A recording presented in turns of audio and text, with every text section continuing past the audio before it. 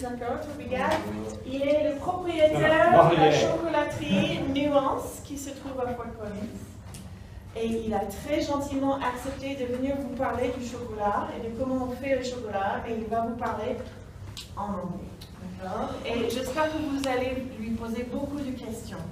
D'accord? Thank you so much for coming. I just introduced you. I know enough French, right? In French class, I was not Toby. We had the French names. My middle name is actually Laurier, French-Canadian name. So I was born in Canada. My parents thought I should have a multinational name, or at least a dual language name. So I was always Laurier in French class. And my name really is Toby. So je m'appelle Toby. No, je m'appelle Laurier et tout. So a little bit about Nuance chocolate. Who's been there before? We've got one guy who's been there before, a couple people. All right. So Nuance is way far away. It's almost as far as France. It's in Fort Collins. We are pretty unique. We're actually one of only about 30 or 40 companies in the entire country that actually makes chocolate from scratch, right from hand sorting and roasting their own beans. So by comparison, there are thousands of conventional shops, right? The difference is they're called chocolatiers, where I'm a chocolate maker. People often think they're paying me a favor. They're like, oh, you're such a great chocolatier. Now, they don't realize that it's kind of like calling, I don't know, like a distiller or a vineyard or a winery, a bartender. Okay. We like bartenders, right? And we like, we like baristas. They take things that people work with and they do wonderful things with them. But I actually have a less elaborate name of chocolatier and then chocolate maker, is what we call ourselves. So there are thousands of other guys out there, and they'll start with that one-dimensional, already made chocolate, and they'll do things with it. That's what chocolatiers do, or chocolate makers are actually making it from the beans. So I understand you guys are all versed in how to make chocolate. We are a little different than how conventional chocolate is made. Commercial chocolate is made in kind of like in the same aesthetic as we would make, say, craft singles.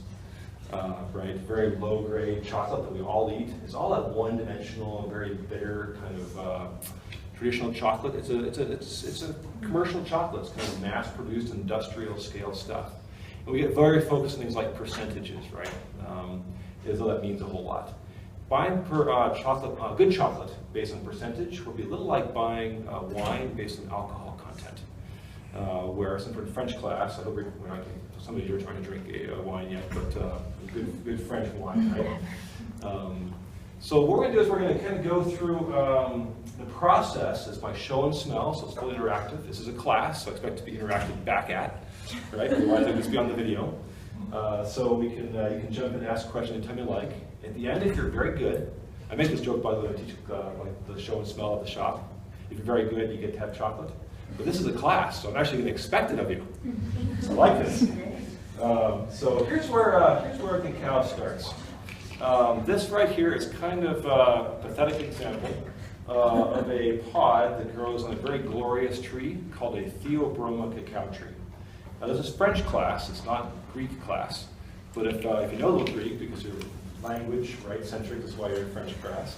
Theobroma means food of the gods, which I think is a great name for what is essentially, I think, the most glorious tree in the universe, right?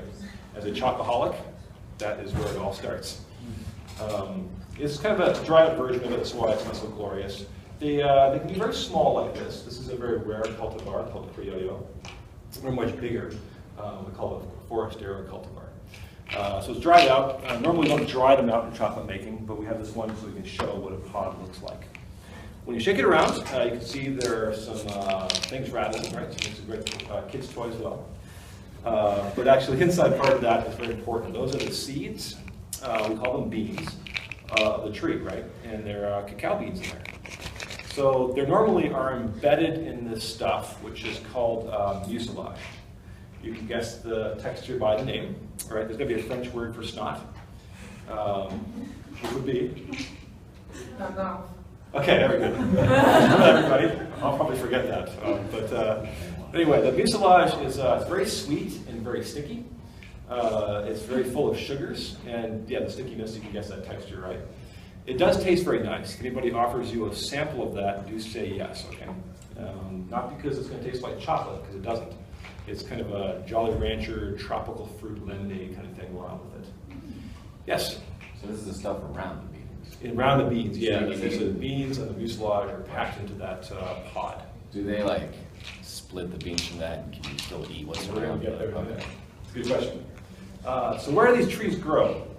People occasionally walk into my shop and they ask if we have French or German chocolate, as though these trees might grow in France and Germany, which they do not. They grow about 20 degrees north and south of the equator all around the world in very dense jungle rainforests. People often want to compare chocolate to coffee as well. Coffee does grow in similar latitudes, but very different parts of the country. Chocolate, the cacao bean likes dense jungle, really wet rainforest. Where coffee likes something that's more temperate, drier. So yeah, same parts of the country very often, very different parts. Kind of like where we grow grain in the United States, same latitude, we also grow peaches. But you don't usually see peaches and grain in the same places, right? So about 20 degrees north and south of the equator all around the world. And all of the places that are famous for chocolate are famous for basically bringing the beans up and then making chocolate from those. You actually don't hear much about chocolate being made in the areas where it is most likely grown. The bean itself was first used to make chocolate by Mesoamericans. So Mesoamerican tribes, think in pre-Olmec, Inca, that kind of stuff, and the Aztec around that area. Basically the south side of North America, Central America, and North America. And the reason they used it was because humans are very adept at finding anything that gives you a buzz or makes you drunk, right? And theobroma, which is the active chemical in cacao, is it's a central nervous system stimulant, so it gives you a buzz, right? And it's also an aphrodisiac because it's a vasodilator. So the cultures originally used that before heading off to very spiritual, religious purposes, like heading off to the harem. It was actually widely used for that, which is, I think, is very quaint. To this very day, we still give out chocolate on Valentine's Day. So we track right back to that Mesoamerican origin of it. That's why it was ritualistic drink. The Spaniards, when they came by, weren't really interested in recording recipes and the culinary ethnic practices of these cultures. They're really interested in slaughter and gold. So we actually don't know very much about how cacao was actually prepared and consumed then. All we have is their pretty primitive descriptions where it was this really bitter water. So they basically took the cacao. We don't know if it was roasted, we don't know if it was fermented, which we'll talk about the importance of those steps. We have no idea how it was actually prepared, other than it tasted bitter and awful to the Spaniards.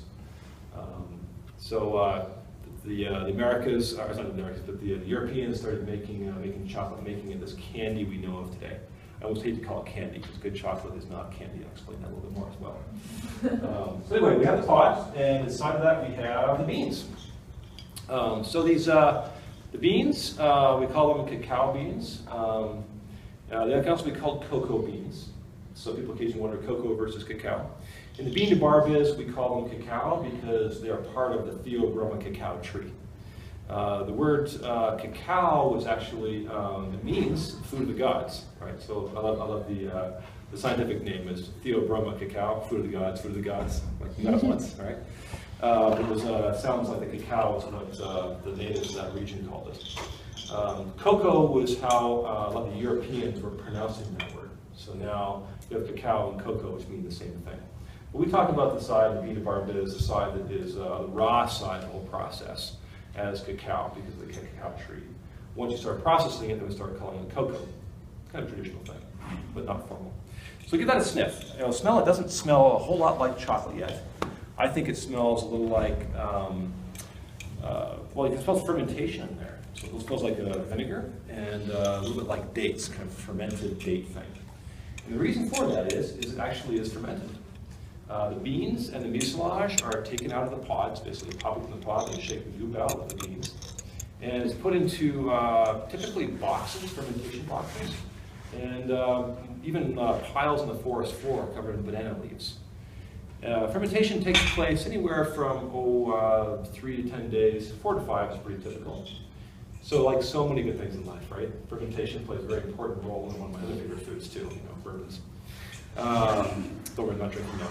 I don't drink very much, but I love it. So the fermentation, what that does is it develops the chemical precursor compounds that we need to have.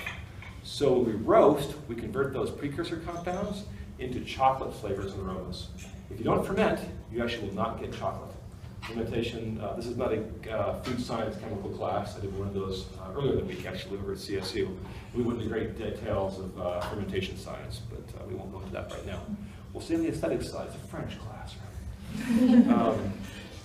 The Romance languages. So there are different kinds of beans. They don't realize that. They think cacao is one thing. And that's, again, because most of the chocolate we eat tastes like one thing. But there are different cultivars. So a cultivar is it's like a varietal of wine. Or if we have any real coffee snobs in here, different types of coffees actually taste different, right, depending on the cultivar of those plants. The wines is probably the more graphic example. You know, Chardonnays, Merlots, Pinot Noirs. They taste very different because different types of grapes. And so is true with chocolate. There are three undisputed cultivars of cacao. The oldest one is Criollo. That's kind of Mesoamerican or kind of traditional, very delicate trees, very small pods, like this little wimpy pot here. Very disease susceptible. And it has a very different flavor profile from what most of us have commonly eaten, which is the Forasteros. And Forasteros have very big pods, they're very plump, more disease resistant. And that's mostly what they grow in West Africa right now. And then there's a cross between the two, which is called Trinitario. And that was crossed in Trinidad. That's the Trinitario name. So those are three undisputed cultivars. There may be as many as 100 different cultivars, depending on who you're talking to. So the guys who decide they want to make a big splash and say they're really different types of cacao, and they're very marketing centric, will take a cutting off a tree and replant that one, say it's our own cultivar. It's worth 4 times what you pay because it's so freaking awesome.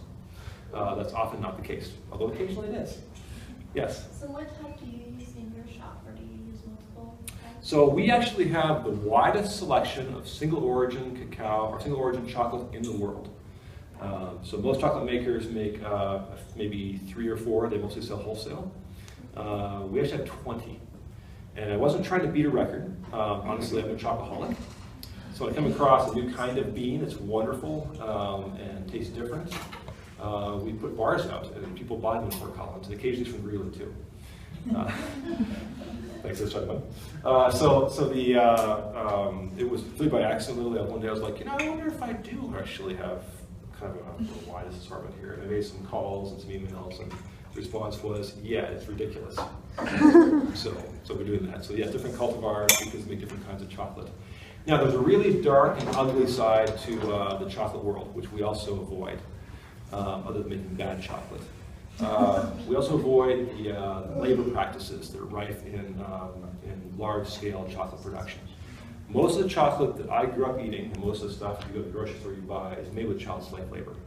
It truly is, I think, evil. And I don't eat that chocolate anymore. Once I had the unfortunate discovery that this is how it's produced, it kind of horrified me. It's like blood diamonds. Really, we're talking about chopping kids' hands off in the jungles of, especially Ivory Coast, which is the biggest producer of cacao. So we don't touch any of that stuff at all. Everything we do is organic, fair trade, or better, to avoid those kind of horrible parts of it. We actually have a bean from Ivory Coast. And I thought I'd never have anything from Ivory Coast because it's so corrupt, there's so much slavery going on there, and it's such a nightmare of an area. But I came across a certified fair trade plantation, pretty small, and got in touch with them, and they're the real deal. And it's pretty cool because we're paying them about 3 times what the neighboring farms get paid. It's still not very much money, honestly, but it's 3 times. And that plantation is going through pretty good growth right now because a lot of the bean to bar business, we care about this kind of thing. It matters. I'm a small business, I've got a 16-year-old. The idea of child slave labor is truly repulsive to me. That farmer and that plant and that cooperative is now getting paid a lot more than the guys next door who are feeding their children. So it's pretty cool, right? We can actually make in a very small way a greater and greater difference what we do with it. Anyways, different cultivars. We take that bean, which is back over here again, and we roast them. Roasting converts those chemical precursors developed during fermentation into chocolate flavors and aromas. And more complex things. There are 600 flavor compounds in dark single origin chocolate. That is 3 times the complexity of red wines.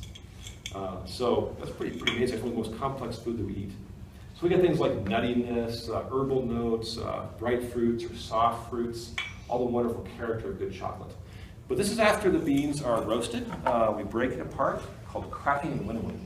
We break them into small pieces and we winnow off the husk, leaving the nib, which is the inside part. So that's what the chocolate now, right? Mm-hmm. Yeah, the magic.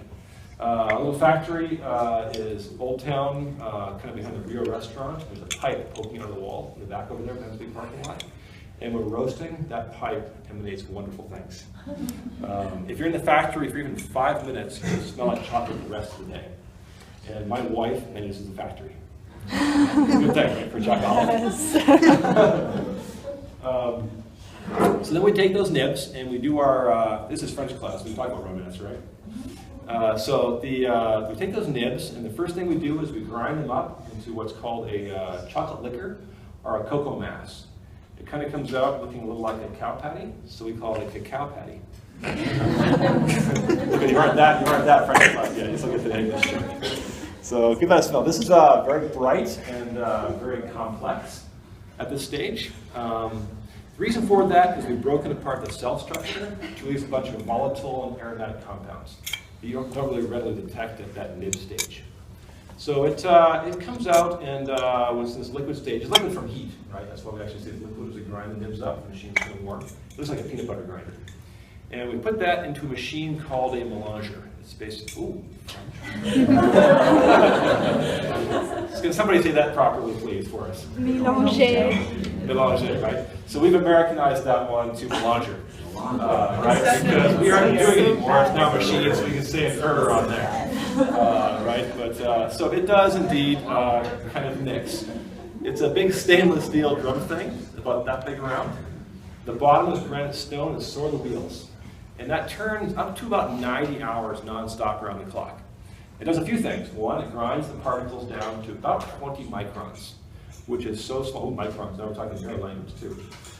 So micron is so small at 20 microns that you can't detect any particle or any grit. That's how chocolate gets so smooth and melted. We also grind the sugars down that same process. So with candy making, we're used to melting sugars, right? Mm-hmm. In chocolate making, we don't melt sugars, we actually grind them down. Therefore, you can say that chocolate's not candy. Right? For a chocoholic, we'll do anything to justify our habits. So it grinds into about 20 microns. We're also blowing off some volatile acids we don't want to have in there, and doing some oxygenation aeration for flavor development. So that takes 90 hours non-stop. Some of the beans we start with, some of the cultivars, like a Trinitario from Madagascar, is actually so bright and volatile when you first put it into the mélanger, it actually will sear your sinuses. It's like it actually almost hurts. Where some beans are more kind of easygoing and just sort of smell more chocolate to start with. So depending on what we're doing, there are different types of beans. Then what we do is after we pour it out, we get this funny looking thing. We pour it out of the machines, and it looks funny. Easy as before, right? If you leave a chocolate bar in your car on a hot day and it melts and reforms. So what we're actually having there is the white stuff on the outside. People often ask me, by the way, is that okay to eat, right? Nobody's died yet. So we're going to tell you I would know, because I've eaten a lot of bad chocolates melted. What's actually happening there is half of that bean is actually naturally occurring fats and oils called cocoa butter. And that's separating out and forming the wrong crystal structure. So it's kind of cool. One thing about chocolate is when it goes from a molten state to a cool state, it crystallizes.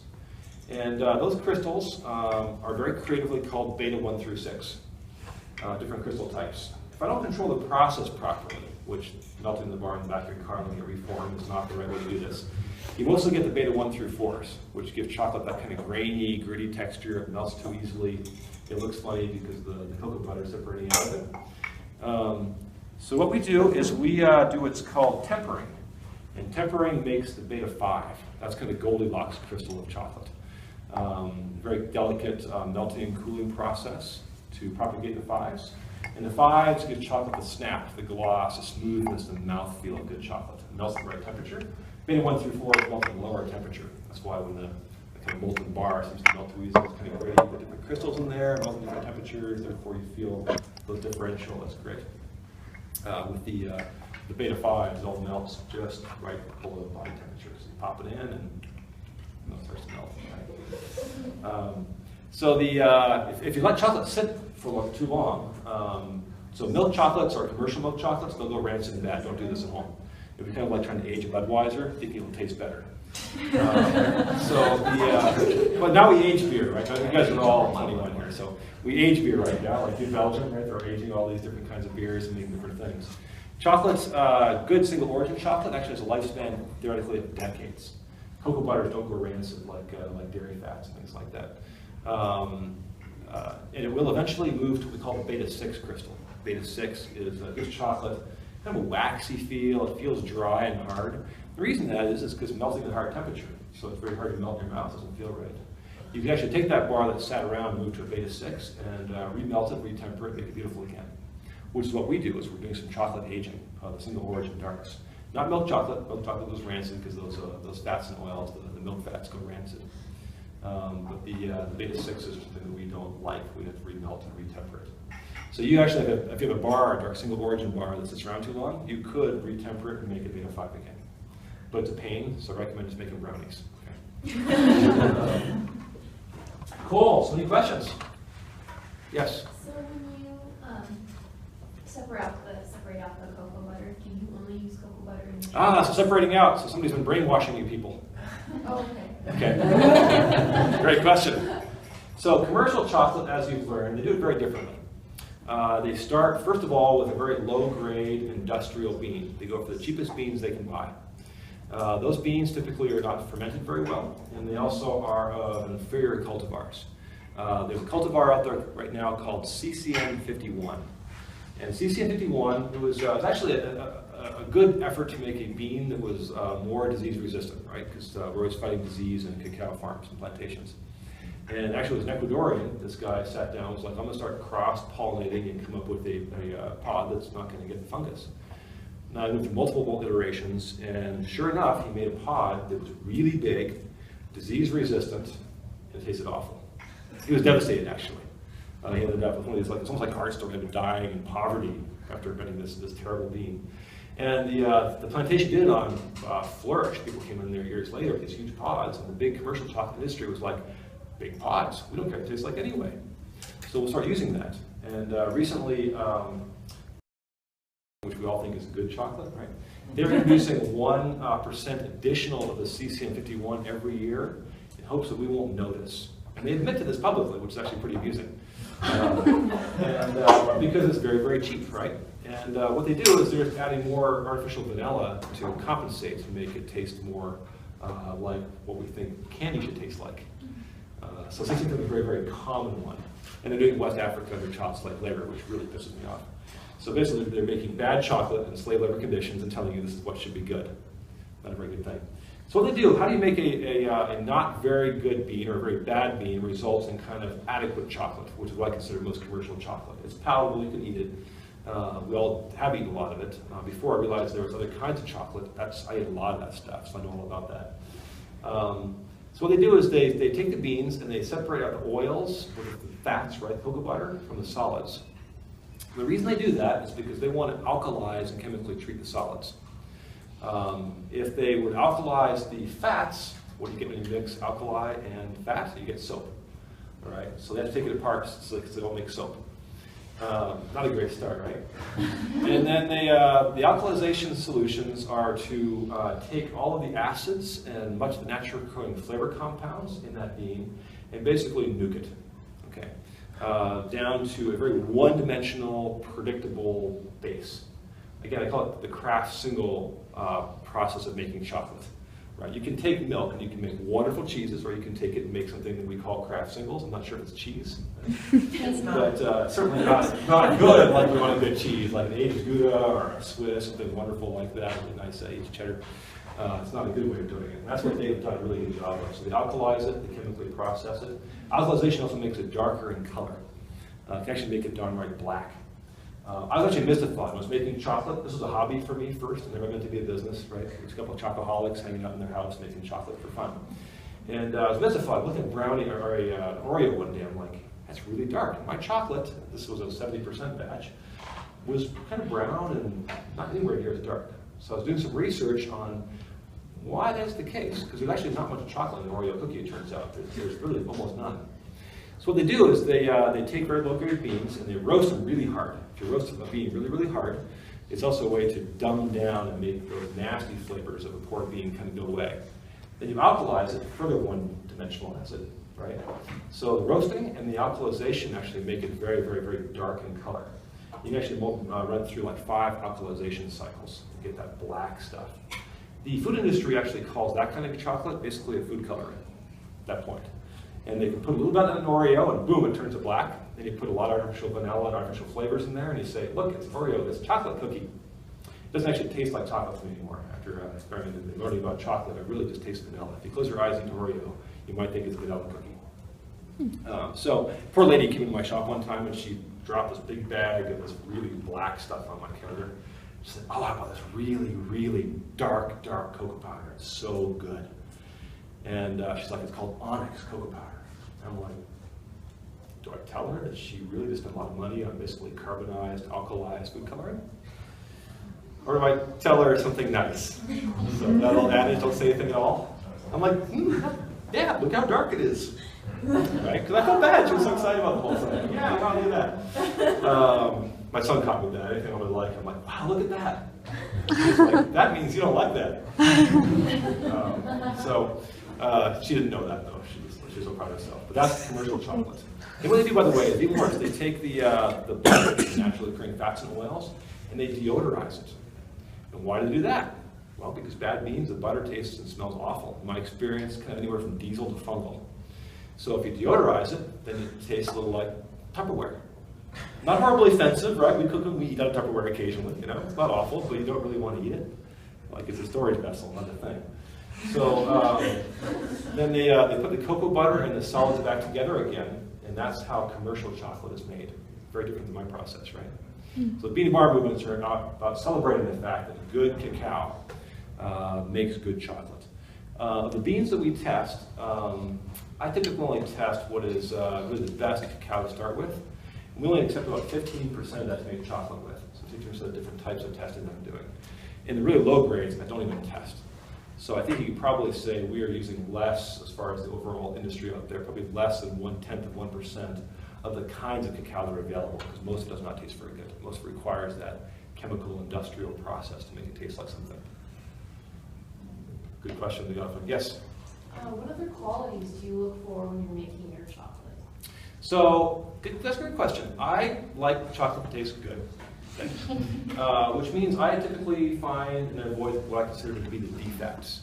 So the most common defect in cacao that you can eliminate with heavy alkalization over roasting are what I call dog food notes. If you let chocolates, let the beans ferment too long, it's a 2-stage fermentation, too much in the second stage, it's a bacterial stage. And what it does is it tastes like meat, but not good meat, right? I'm talking dog food like Alpo.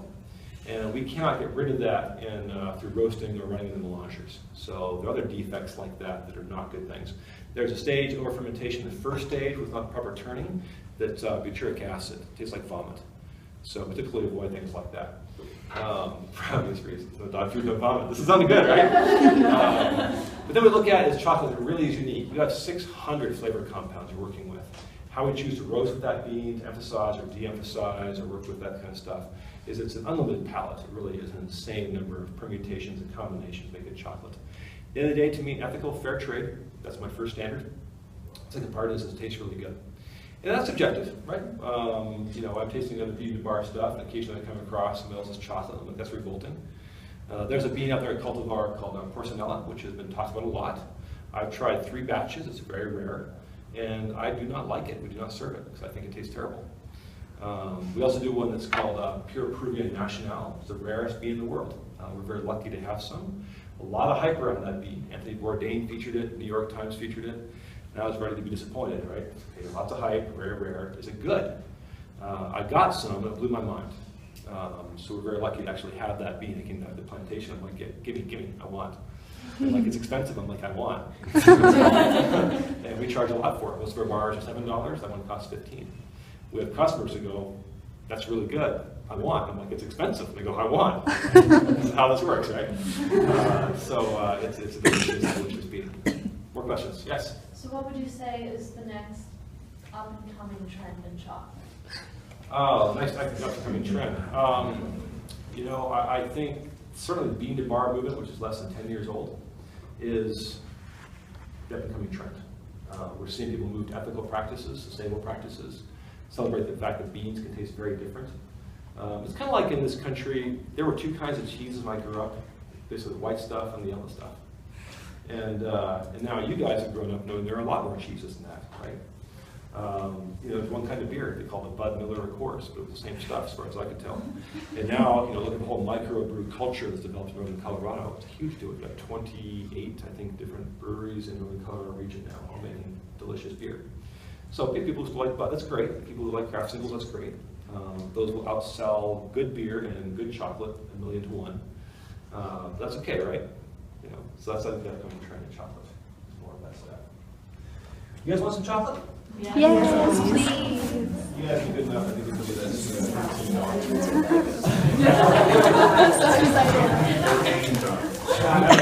I did not bring a very note.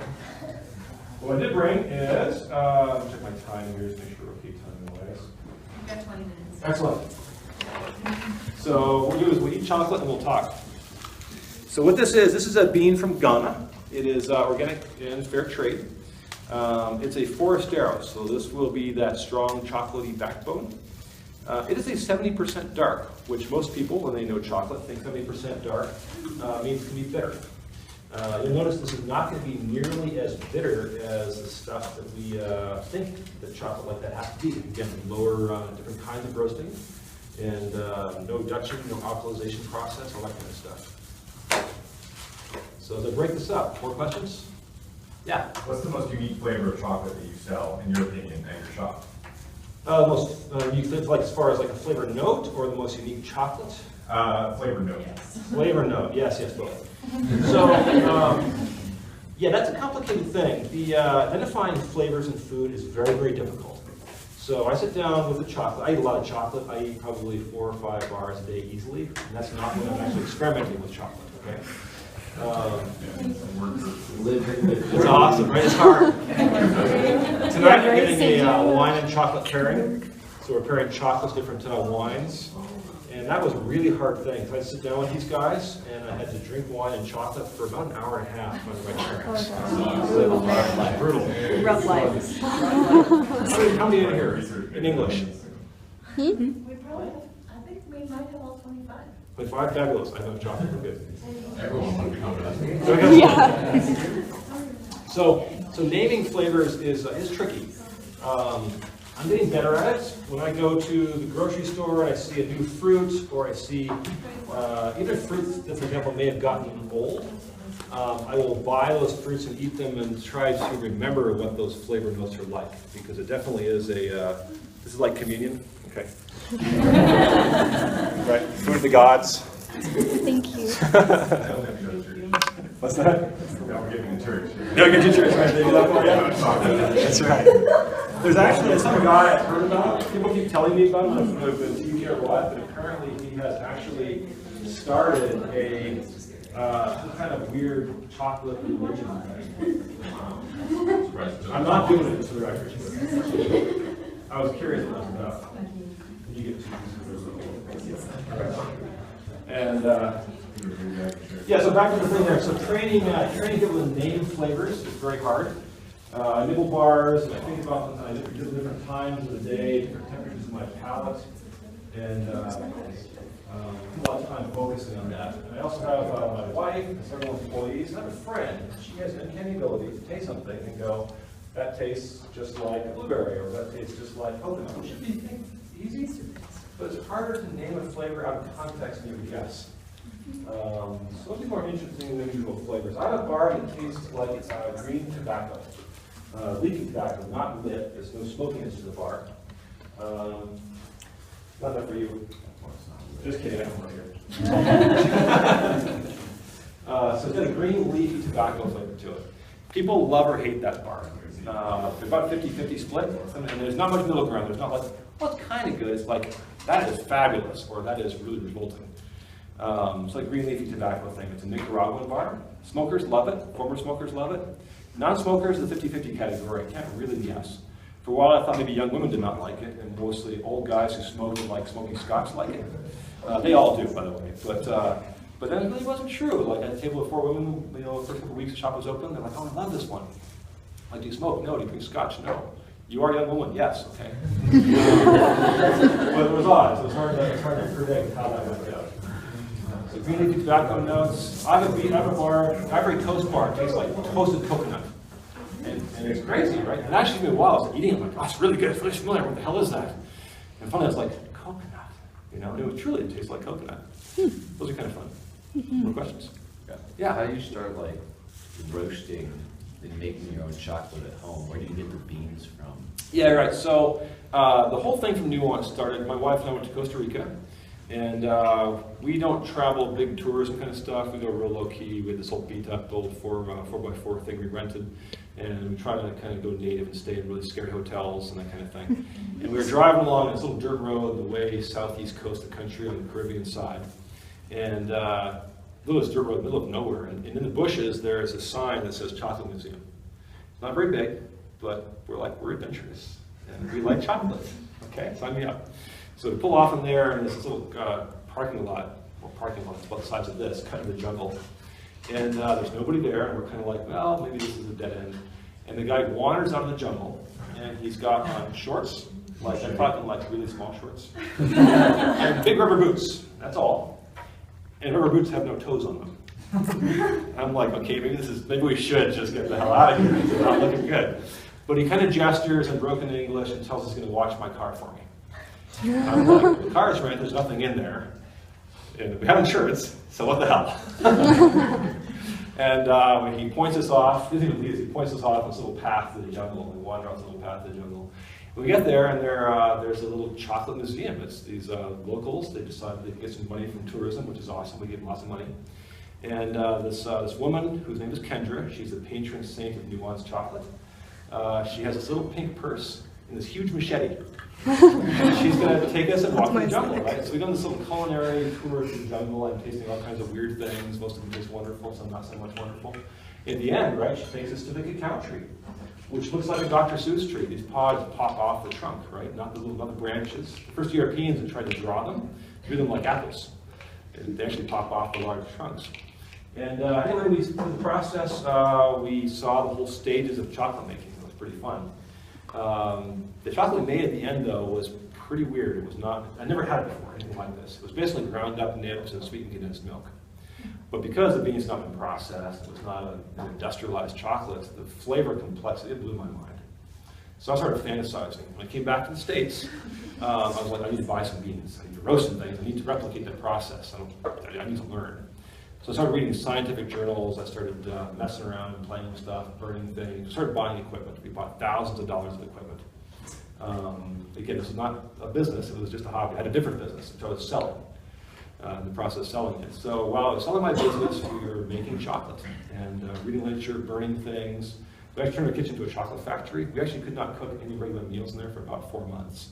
Just because it was just chocolate factory, right? The basement, we started getting beans in. So you can do it at home. You basically you go to chocolatealchemy.com. John Nancy, who is a friend of mine at this point now, is actually making this possible to make your own chocolate. You need to probably else when you're done, you need probably $1,000 of equipment to get the right parts of it. And then you can just go from there. It's kind of like homebrewing. They've been doing homebrewing before, right? Homebrewers, they all, other breweries out there started by homebrewers, and they got out of control the same way, right? The first all $500, I assume there's a $100 like homebrew kit, that's where they all started, and now they own breweries that are worth millions. That's kind of what we're on the path with. Not millions yet. Want some more chocolate? Yes. Right. Yes, please. There's like fruit. So this is the fun bar. This is actually milk chocolate. By the way, what's that? It's not as bitter as you'd expect, right? For 70% dark bar. It's the best chocolate I've ever. It's pretty good. Oh, thank you. Flatter me some more. I'll give you some more chocolate. Right. So this is a milk chocolate. It's a 45% vanilla milk that we've ground in some Sumatran coffee that's been locally roasted. So the milk is actually a whole milk from Holland. It's this lovely milk. Most milk chocolate you've had out there is actually what I consider the carnation survival grade stuff. It's usually non-fat for shelf life. Using the whole fat milk is a little trickier because it does reduce shelf life, which is it's bad if you're a commercial guy. You want to warehouse it in the store and transport it, re-warehouse it, and have long shelf life. But for us, we make it 2 blocks away. I mean, we've seen our shop before, a little wooden cart. We actually drive over from our factory, which is 2 blocks away from our retail place. And yeah, let's do some of this. Break this up again, we'll bring it around. So this is we call it cafe au lait. French class, right? More sugar coffee. Does the sugar you use make a difference? Do you use a specific kind of sugar? So yeah, we actually use cane sugar, and we intentionally use a sugar because cane sugar doesn't have much flavor to it, because we want to emphasize the beans, right? We're all about the chocolate, and the cane sugar is not going to add a lot of flavor, adds a little sweetness to it. So we experiment, especially when we're doing it as a hobby, we try different kinds of sugars. It's fun, they become flavorings at that point, which are great. This is a coffee flavored bar, so we're all about flavored chocolates too. But for single origins, we want really to work on the flavor of the cacao itself and what that's all about. That's what matters to us most. Some people are very interested. Occasionally they ask me about do you use honey for chocolate. You can't use honey. Honey has moisture, and if you put any moisture at all into the melange, it will seize the whole batch of the chocolate and ruin the whole thing. So we can't use that. And one guy was very upset with not using honey because he wanted something that was not sugar. I'm an English major, but I'm also kind of a science geek. Honey is sugar. Yeah, and I explained that to him. I was like, actually, honey is a combination of sucrose and fructose. So I'm sorry, sucrose or fructose and glucose. And that basically is sugar. And he goes, yeah, but that's synergy. That's cool. Bees are pretty freaking clever. I told him, I tried to explain to him, we put synergy in there too. And we definitely the bees do it. I'm sorry if anybody here is anti-sugar.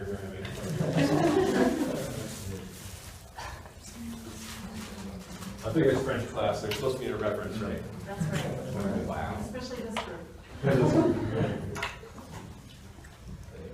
It's like I'm eating a mocha. You like the mocha, right? But like better. You want to play with my computer? Oh, yes, please. So there's coffee in this. All the waitress.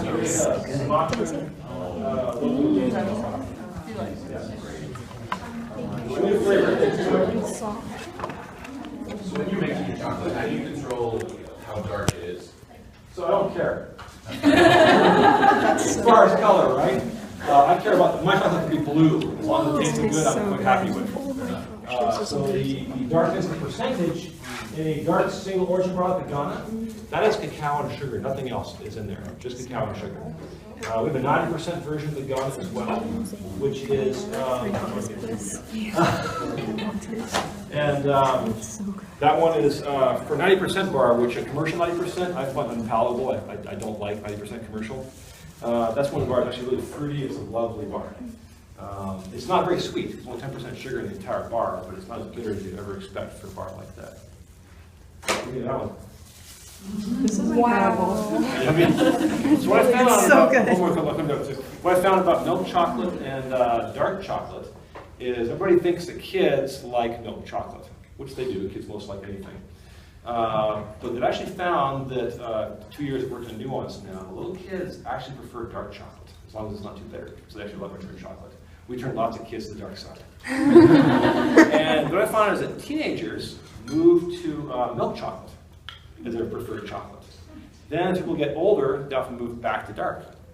So looking at your group and thinking about doing, college, I'm like, you're like right in between there, right? You're not kids anymore, but you still probably have the younger metabolism maybe, that really drives the interest in milk fats and dairy fats. But certainly, some people moving past that and liking the dark. Some people stay in milk, some people stay in the dark too, but I found this gradual transition. Mm-hmm. And mostly what drives it is, I think, in part the bitterness. People are like, I don't like dark chocolate, this is bitter. Doesn't have to be now, we got that figured out, right? But also I think people like the milk. And I find people who are heavier set often go for the milkier chocolates, and those who are not often go for the dark. Not always, but it's a general trend, right? Generalization. I find it fascinating myself. I like all chocolate as long as it's good chocolate. Good question.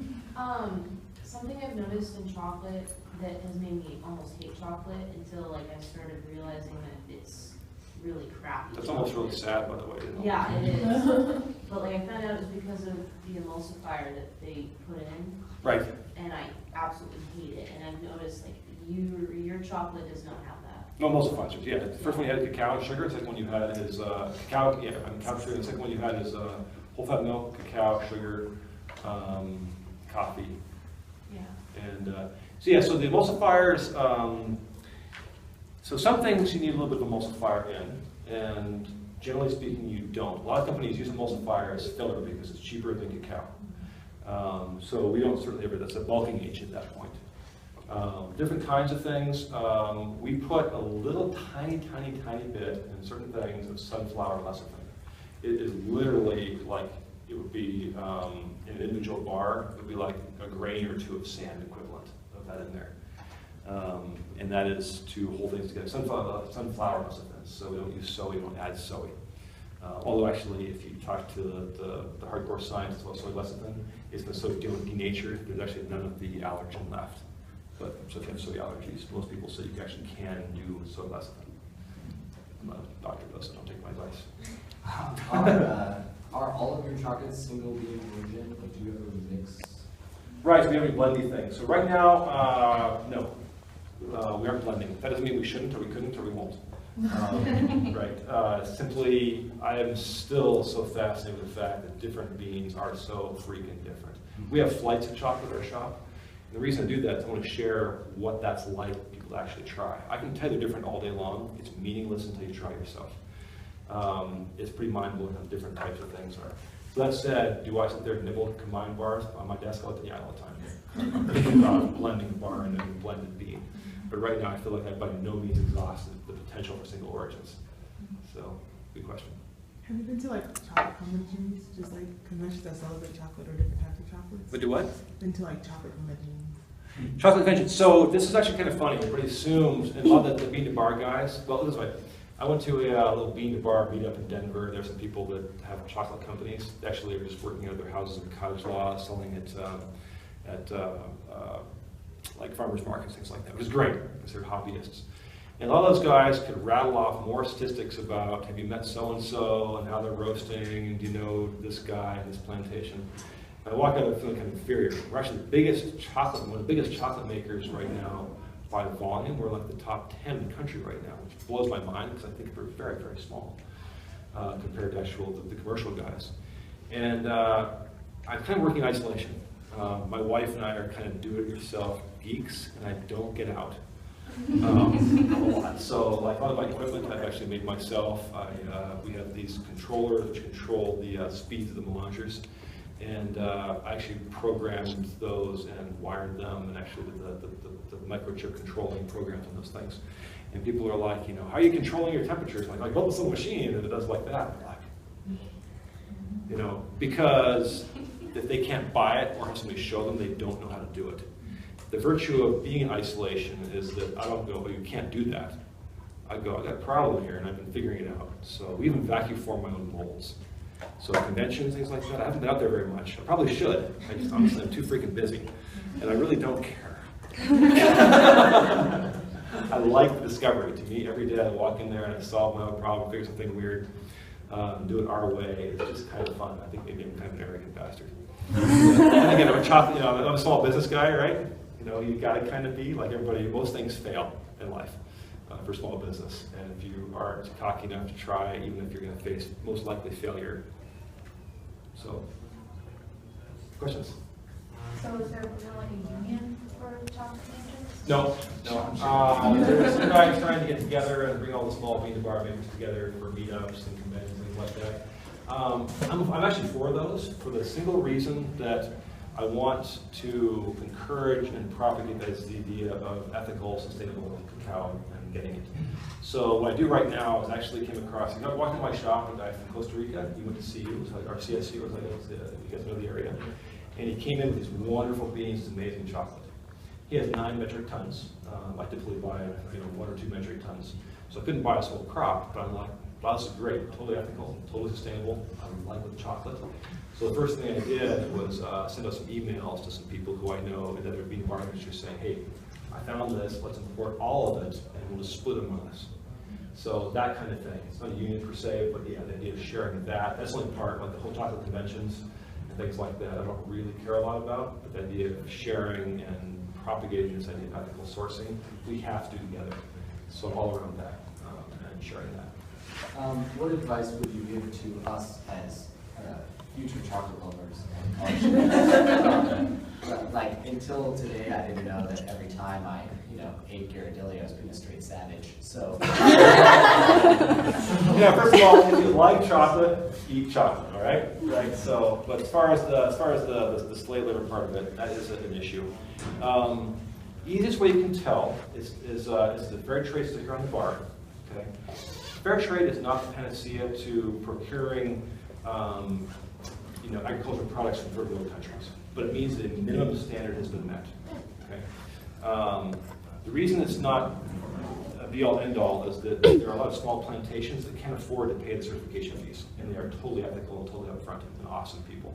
It costs about $1,000 to get a fair trade and organic certification for every product that you make. Okay, Nuance chocolate right now, we're making about 100 different products.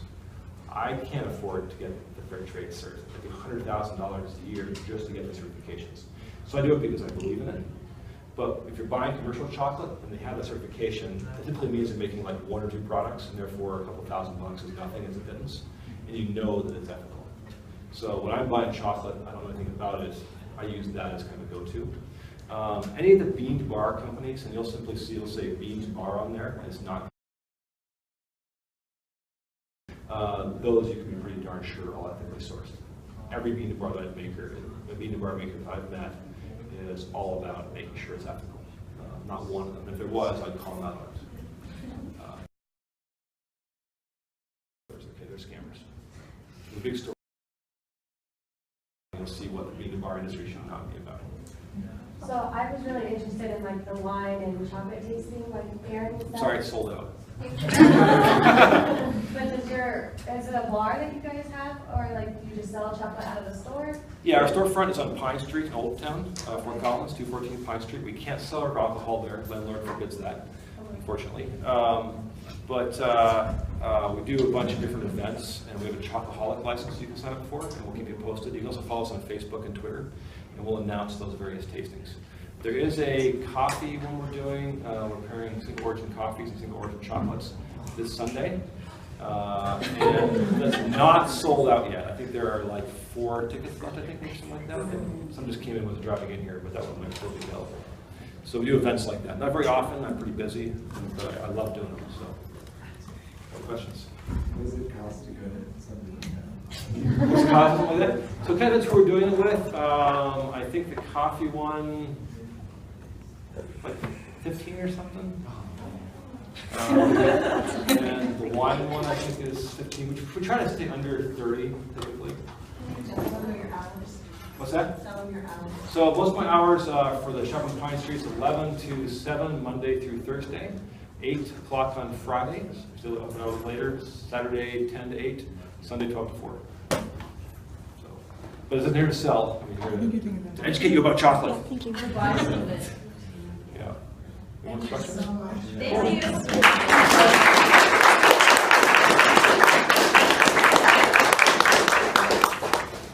That coffee shop, that one bar. Oh my goodness. Oh my gosh. I need to know how much it is so that I can be prepared.